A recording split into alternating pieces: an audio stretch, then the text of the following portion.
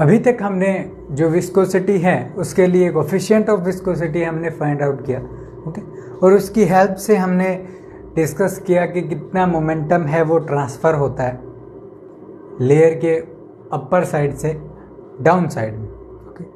सो अब हम चेक करेंगे कि जो कोफिशिएंट ऑफ विस्कोसिटी है उसका टेम्परेचर और प्रेशर पर क्या इफेक्ट होगा, ओके।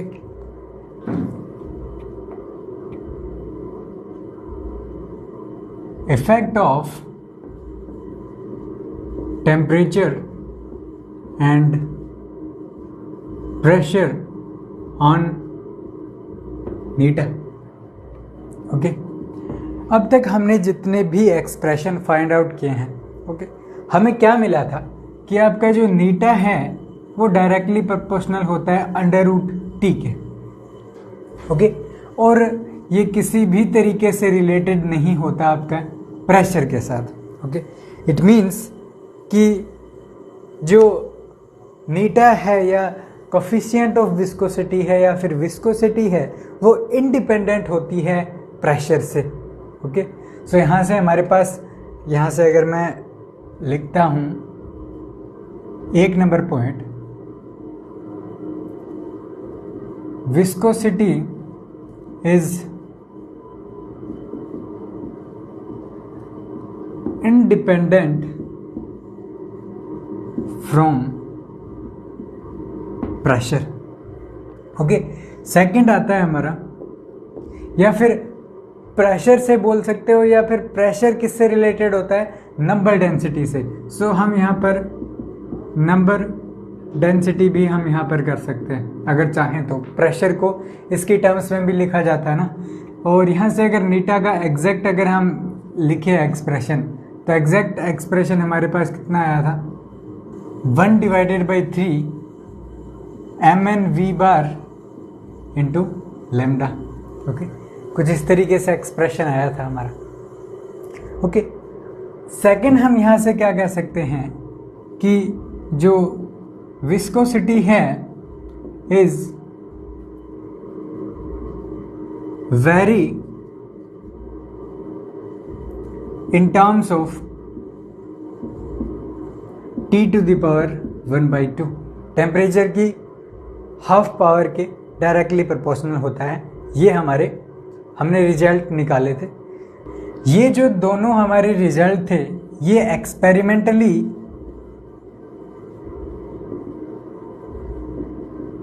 प्रूफ किए थे। किसने इसका प्रूफ किया था, इम्पोर्टेंट नहीं है जो साइंटिस्ट है उसका नाम तो, बट इसने किया था मेयर, ये साइंटिस्ट थे, इन्होंने इसको प्रूफ कर दिया था।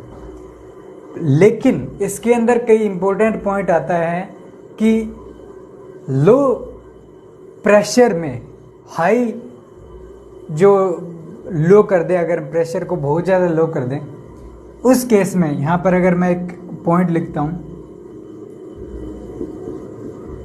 एट वेरी लो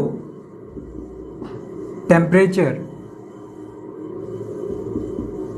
कनीटा डिपेंड्स, और डिपेंड्स अगर करना चाहूं तो theta is directly proportional to pressure, okay. So यहां से इस तरीके से आपका नीटा डिपेंड करेगा प्रेशर से। It means theta decrease as pressure decrease, कि जैसे ही आप प्रेशर को डिक्रीज करोगे आपका जो विस्कोसिटी है वो डिक्रीज होगा, ओके। अब ये हमारे पास स्टेटमेंट आया very low temperature, very low pressure, very low pressure करना पड़ेगा यहाँ, टेम्परेचर नहीं, वेरी लो। अब ये जो हमारे पास स्टेटमेंट आया है इसको क्रूक्स, एक साइंटिस्ट थे क्रूक्स, उन्होंने क्या किया, एक्सपेरिमेंटली इसका प्रूफ दिया, ओके। क्रूक्स ने, साइंटिस्ट का नाम इंपॉर्टेंट नहीं है, बट ये हुआ क्यों ये इंपॉर्टेंट है, कैसे हम कह सकते हैं। अब देखिए, अगर आप लो प्रेशर अगर कंसिडर कर रहे हो, इट मीन्स जो प्रेशर कम होने की वजह से कोलिजन्स क्या कम हो जाएंगे। इट मीन्स इसके अंदर मैं अगर पॉइंट लिखना चाहूं, सो नंबर ऑफ कोलिजन्स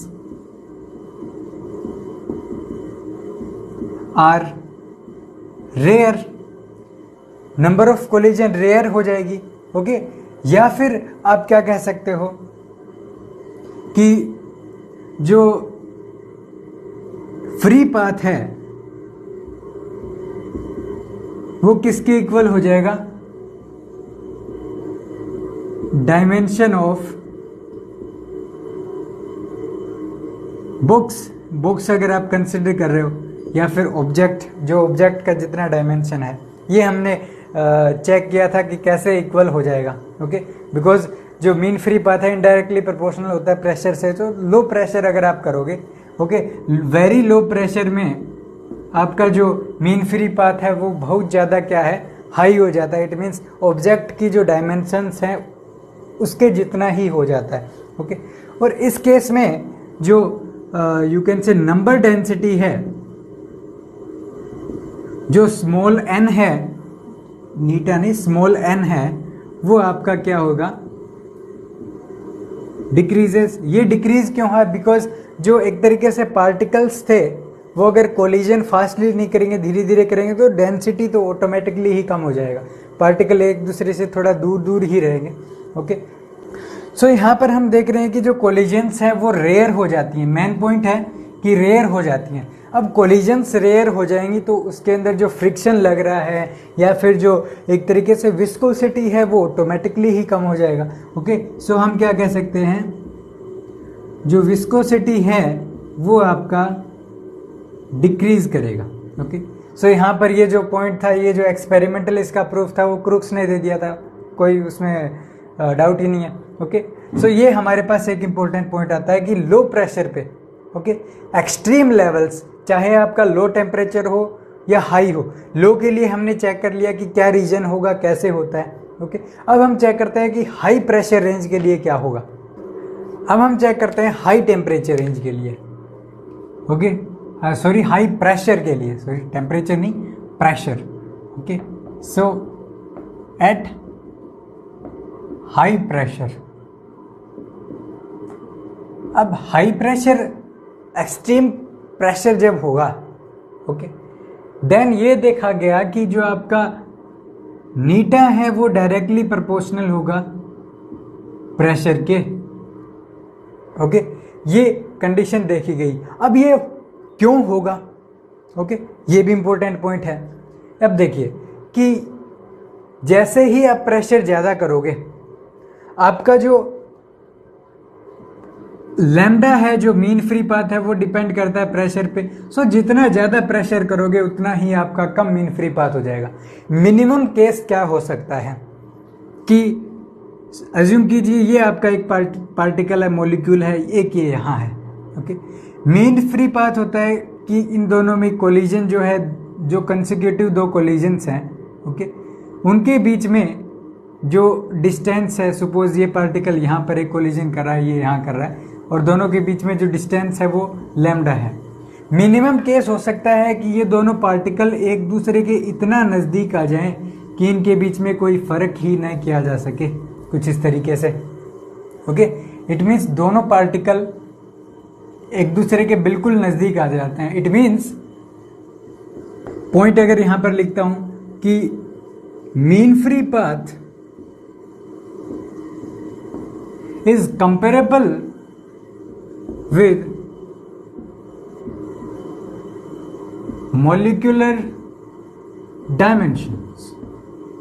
ये इंपॉर्टेंट पॉइंट है। अब देखिए दो पार्टिकल है जो कोलिजन करते हैं, या एक पार्टिकल है कोलिजन करता है, ओके, और कोलिजन, पहली कोलिजन यहाँ करता है, दूसरी कोलिजन कहाँ करेगा, यहाँ करता है, अज्यूम कीजिए।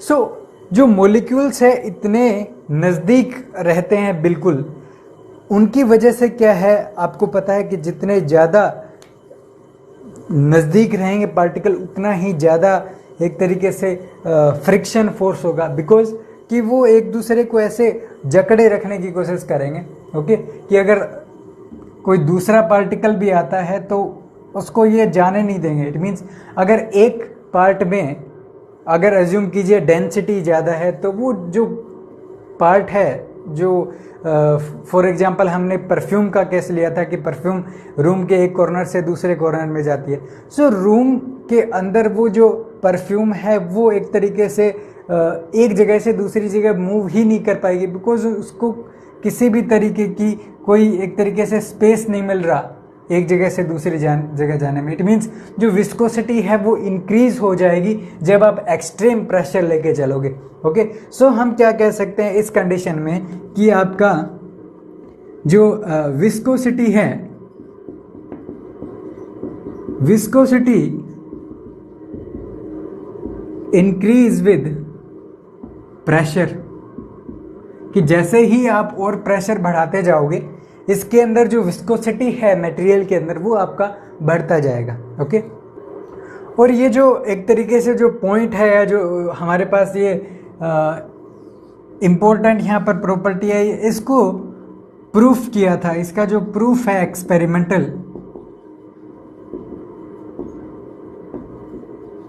ये दिया था आपके किसने, वारबर्ग साइंटिस्ट थे, ओके। और एक थे आपके वॉन बाबो, ओके। ये दो साइंटिस्ट थे, इन्होंने क्या किया, इसको एक्सपेरिमेंटली भी प्रूफ किया कि आपका जो प्रेशर है जो आपका विस्कोसिटी है वो जैसे ही प्रेशर आप इंक्रीज करोगे उसके साथ बढ़ता जाता है, ओके। अब देखिए बात आती है कि प्रेशर के साथ कैसे वेरिएशन होगा। यहाँ पर हमने चेक किया था कि ये जो नीटा है ये आपका डायरेक्टली प्रोपोर्शनल होता है आपके टेम्परेचर की 1/2 पावर की, ओके। सो क्या एक्सपेरिमेंटली ऐसा होगा, ऐसा होता होगा डिफरेंट गैसेस के लिए।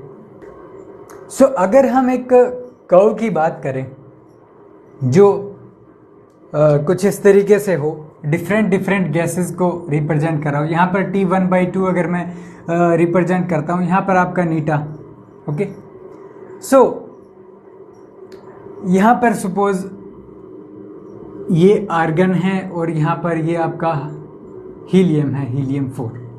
कुछ इस तरीके के, ज़्यादा ऐसे नहीं आता है वेरिएशन, बस हल्का सा फर्क होता है, बिल्कुल ऐसे कुछ इस तरीके से, ओके। ये आपका आर्गन है, ये आपका हीलियम है, लीनियरली ऑब्वियसली करेगा, ओके। बट ये देखा गया कि अगर आप थ्योरेटिकल जो हमारे पास जो आया है जिसमें आप T1/2 और जो आपके कांस्टेंट क्वांटिटीज़ होती हैं मल्टीप्लाई में नीटा के, उसके हिसाब से जो कर्व बनेगा वो कुछ इस तरीके से बनेगा कि यहाँ से कुछ इस तरीके से हल्का सा वेरिएशन होगा, ज़्यादा नहीं, हल्का सा कुछ इस तरीके से, कि इसका जो स्लोप है यहाँ पर अज्यूम कीजिए आपका स्लोप 1 है, ये 2 है, ये 3 है, ओके। सो आप कह सकते हो कि जो स्लोप है इसका भी ज़्यादा होगा, सॉरी थोड़ा सा हल्का सा, सपोज कुछ इस तरीके से, ओके। सो यहाँ पर हम क्या कह सकते हैं कि जो स्लोप 1 है वो सबसे ज़्यादा होगा, उससे कम आपका 2 का है और आपका 3 का है, और ये जो 2 है, 2 वाला जो है ये हमारा थ्योरेटिकल कर्व है। बट एक्सपेरिमेंटल में क्या है, एक का कम मिलता है, एक का थोड़ा ज़्यादा मिलता है, ओके।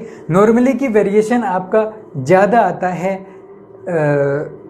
जो थ्योरेटिकल के अंदर है वो, बट एक्सपेरिमेंटली आपको स्लोप थोड़ा कम मिलता है। ये किस वजह से है, मतलब थोड़ा वेरिएशन किस वजह से आ रहा है कि इसके अंदर इतना ज़्यादा फर्क क्यों आ रहा है। हल्का सा वेरिएशन होगा वैसे, बट ये किस वजह से हो रहा है, ओके। इसका आंसर है कि जो आप सिंप्लिसिटी ले रहे हो किसकी, सिस्टम का, ओके। अगर मैं इसके अंदर पॉइंट लिखना चाहूँ, अगर ओके, इसके अंदर पॉइंट होगा कि सिंप्लिसिटी अगर मैं लिखूं क्या है, इसके अंदर सबसे पहले आता है कि जो मॉलिक्यूल्स हैं वो क्या है, हार्ड हैं, ओके, हार्ड स्फेयर्स हैं, ओके, हार्ड स्फेयर्स हैं और इलास्टिक हैं। ये हमने एज्यूम करके चला था ना कि किसी भी तरीके का एनर्जी लॉस नहीं होता, इट मीन्स वो इलास्टिक है। हार्ड स्फेयर है, इट मीन्स उसका शेप कभी भी चेंज नहीं होता है। इट मीन्स इसके हिसाब से हमारा जो सिग्मा है, इट मीन्स जो एक तरीके से जो आप क्या कहोगे क्रॉस सेक्शनल एरिया है, वो आपका डिपेंड नहीं करता है टेम्परेचर से। ये कहना चाहता है कि जैसे ही आप अगर फास्ट कोलिजन भी होने लग जाए तो उसका जो क्रॉस सेक्शनल एरिया है वो चेंज नहीं होने वाला। ये हम सिंप्लिसिटी की लेके चले थे, बट ऐसा नहीं होता। हो सकता है उसका शेप चेंज हो, ओके। सो ये जो सिंप्लिसिटी है इसकी वजह से ही हमारा ये प्रॉब्लम आ रहा है। और हो सकता है कि सेकंड यहाँ से पॉइंट है हमारा, ये तो फर्स्ट पॉइंट था। सेकंड पॉइंट क्या होगा इसमें? सेकंड पॉइंट आएगा कि जो रिपल्सिव फोर्सेस हैं, ओके, वो हमने क्या लिए थे? नेग्लिजिबल। ओके, आप राइट डाउन करते जाइए। ये जो पॉइंट है ना, इनको लिखना ज़रूरी है, ओके। मैं एक बार बोल देता हूँ, बट क्या है कि लिखना इनको इम्पोर्टेंट है, ओके। सो रिपल्सिव फोर्स जो है वो क्या होगा? नेग्लिजिबल है। ये हम अजम्पशंस लेके चले थे, बट क्या ऐसा कहना सही होगा? ओके, रिपल्सिव जो प्रॉपर्टी है वो क्या हमें बता सकती है? ओके, अज्यूम कीजिए कि हमारे पास ये एक मॉलिक्यूल है, ओके, इसका एक कुछ ना कुछ रिपल्सिव फील्ड है कि किसी भी पार्टिकल को ये रिपेल कर सकता है, ओके। सो हम क्या देखते हैं कि हम रिपल्सिव जो फोर्स है उसको हम नेग्लिजिबल अज्यूम करके चलते हैं। सो अगर कोई दूसरा मॉलिक्यूल इसके फील्ड से होकर गुजरेगा तो उसके जो मोशन है उसमें किसी भी तरीके का चेंज नहीं आएगा। क्यों? बिकॉज जो गैस है वो नॉर्मल टेम्परेचर्स पर इतना हाई वेलोसिटी रखता है, ओके, जिसकी वजह से इस फील्ड का किसी भी तरीके का कोई इफेक्ट नहीं पड़ता, बिकॉज जो फोर्स है वो नेग्लिजिबल है, ओके। और आप वेलोसिटी इतना हाई लेके चल रहे हो। सो अगर हम इसका वेलोसिटी धीरे धीरे कम करें, ओके, सो क्या होगा? एक वेलोसिटी वैल्यू पे ये कुछ इस तरीके से हल्का सा इफेक्ट हो, इतना ज़्यादा नहीं, हल्का सा वेरिएशन होगा कुछ इस तरीके से, और ये अपना पाथ है उससे डेविएट हो जाएगा। ये जो है ये एक तरीके से स्कैटरिंग हो जाता है, ओके। ये जो स्कैटर हुआ इसके लिए हमें कंडीशन क्या चाहिए? Low temperature. और ये क्या होना चाहिए? वेरी लो टेम्परेचर पर, जिसके ऊपर आपका जो पार्टिकल्स हैं वो क्या स्कैटर करने लग जाए, ओके। सो यहाँ से आपके पास जो स्कैटरिंग आप अगर करोगे, सो वहाँ से आप जो एक तरीके से जो रिपल्सिव फोर्स है, ओके, उसकी आप जो क्वांटिटी है वो कैसे वेरी करेगा विद रिस्पेक्ट टू ये इसके साथ जो डिस्टेंस होगी उसके, ओके, वो आप निकाल सकते हो, ओके। ये जो अल्फा पार्टिकल्स के लिए जो रिफ्लेक्शन जो स्कैटरिंग था, है ना, अल्फा पार्टिकल्स के लिए जो स्कैटरिंग था उसके लिए फॉर्मूले वगैरह ड्राइव किए गए थे। सेम उसी मेथड से हम चेक करेंगे कि क्या कितना अमाउंट होगा फोर्स का। वो हमारे एक तरीके से हम उसके अंदर डीपली नहीं जाएंगे, वो आपका अल्फा पार्टिकल के अंदर आता है। ओनली हम अल्फा पार्टिकल स्कैटरिंग फोर्स क्या होगा सिर्फ उसी के लिए कैलकुलेट करते हैं। बट नॉर्मली जो है, अगर हम डायरेक्ट रिजल्ट की बात करें तो ये जो एक तरीके से जो फोर्स है एफ आर, अगर रेडियस पे डिपेंड करता है, वो आपका वेरी करेगा R to the power S से, ओके। और जो टेम्परेचर के साथ डिपेंडेंसी है आपके नीटा की, वो कुछ किस तरीके से लिखी जाती है? नीटा इज इक्वल टू, सपोज यहाँ पर आपका एक कांस्टेंट है बी, ओके, और टेम्परेचर टू द पावर आप लिखोगे एन, ओके। ये हमारे पास वेरिएशन होगा। हमने चेक किया था कि यहाँ पर आपका n इज इक्वल टू 1.5 होता है, ओके। और यहाँ से रिजल्ट निकला जब स्कैटरिंग से, तब हमें मिलता है कि जो n का जो वैल्यू है वो 1/2 plus 2 divided by s minus 1 होता है। ओके, ये जो रिजल्ट है ये आपका, ये जो स्कैटरिंग पार्टिकल का जो स्कैटरिंग है, मॉलिक्यूल स्कैटरिंग, यहाँ से हमें ये एक तरीके से मिलता है रिजल्ट। ओके, हम इसको डीपली नहीं डिस्कस करेंगे, सिर्फ रिजल्ट को डिस्कस कर रहे हैं कि क्या इफेक्ट होगा। ओके, अब देखिए इस केस में आपका n इज इक्वल टू 1.5 है। n 1.5 कब हो सकता है? जब s जो वैल्यू है वो आपकी लार्ज हो। इट मीन्स यहाँ पर s है वो आपका अप्रोक्सीमेटली इन्फिनिटी के लगभग है। इट मीन्स हम अज्यूम यही करके चल रहे हैं ना, r to the power infinity. It means f जो है वो directly proportional to 1 divided by r to power infinity. इसका मतलब क्या हुआ कि रेडियस के साथ जो फोर्स है वो बहुत बहुत कम है। ओके, इट मीन्स कि अब थोड़ा सा भी रेडियस अगर इंक्रीज करोगे ना इस मॉलिक्यूल से हल्का सा ऊपर, तो फोर्स है वो नेग्लिजिबल हो जाता है, अप्रोक्सीमेटली जीरो हो जाता है। ओके, इसीलिए हम यहाँ पर लेके चले थे कि रिपल्सिव जो फोर्सेस हैं वो नेग्लिजिबल होते हैं। बट हो सकता है कि कोई फाइनाइट वैल्यू हमें s की मिल जाए। ओके, किसी कंडीशन के लिए, सपोज यहाँ पर हम लो टेम्परेचर की बात कर रहे थे, सो इस केस में हो सकता है हमें s का वैल्यू मिल जाए कुछ। ओके, सो उसके हिसाब से ये जो वेरिएशन है टेम्परेचर के साथ ये चेंज हो सकता है। इट मीन्स ये जो कर्व है इसका जो स्लोप चेंज हो रहा है, हम देख पा रहे हैं कि ये टेम्परेचर के साथ ये T⁻1/2 है। T⁻1/2 का तो ये है वेरिएशन, बट ये जो है हो सकता है कम हो। ओके, ये T1 divided by 2 point something कुछ हो। ओके, ये कुछ हो। ओके, ये जो चीज़ है ये आपकी यहाँ से आप फाइंड आउट कर सकते हो। मिनिमम तो यही होगा आपका, T1/2 होगा। इससे कम होगा, सॉरी ये आपका ज़्यादा नहीं, ये होगा ही कम, बिकॉज यहाँ से हमें पता ही है कि मैक्सिमम स्लोप तो 1/2 है, और यहाँ से डिपेंड कर सकते हो s-1।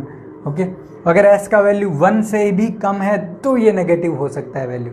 ओके, तब ये पॉसिबल हो सकता है, बट ये पॉसिबल नहीं होता कि आप s की वैल्यू 1 से भी कम कर दो। ये बहुत एक तरीके से एक्सट्रीम कंडीशन आ जाती है जो पॉसिबल नहीं है। ओके, सो अगर हम कुछ एक दो अगर जो एक्सपेरिमेंटल डाटा हैं जिसके ऊपर आपका जो n है या फिर s है वो एक तरीके से हम अगर फाइंड आउट करें इस मेथड से, स्कैटरिंग से, सो किस गैस के लिए किस टेम्परेचर पर कितनी वैल्यू मिलेगी s की, सो उसको थोड़ा एक तरीके से जस्ट उसको हम एक बार लिख देते हैं और थोड़ा देखेंगे कि क्या है उसके अंदर। सो हमारे पास एक्सपेरिमेंटल रिजल्ट कुछ इस तरीके से है कि s जो है वो हाइड्रोजन के लिए 11.3 है, हीलियम के लिए 14.6 है, क्लोरीन के लिए 5 है, HCl के लिए 4.97 है। और ये जो s की वैल्यू है वो डिपेंड करेगी टेम्परेचर से। इट मीन्स s है वो एक फंक्शन होगा टेम्परेचर का। ओके, टेम्परेचर पे डिपेंड करेगा कि s की वैल्यू क्या होगी। जैसे जैसे आप टेम्परेचर जैसे डिक्रीज करते जाओगे तो s का जो वैल्यू है वो भी आपका डिक्रीज करता जाएगा। ओके, जैसे इंक्रीज करोगे तो बढ़ता जाएगा। ओके।